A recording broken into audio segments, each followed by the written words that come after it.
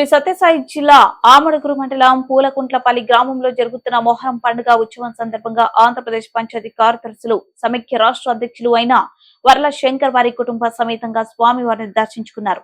ప్రతి ఒక్కరూ సుఖ సంతోషాలతో ఈ పండుగను జరుపుకోవాలని, గ్రామ ప్రజలకు మంచి జరగాలని మరియు స్వామివారి ఆశీస్సులు ఎల్లవేళలు అందాలని కోరుకుంటున్నట్లు ఆయన తెలిపారు. ఈ కార్యక్రమంలో ముజవరి సుభాన్, గ్రామ పెద్దలు వెంకటరమణారెడ్డి, ప్రభు, అంచి, గొజ్జు వెంకటారెడ్డి మరియు చిన్న నాటి మిత్రులు బృందం, బహీర్, మహమ్మద్, అంచి, శేఖర్ తదితరులు పాల్గొన్నారు.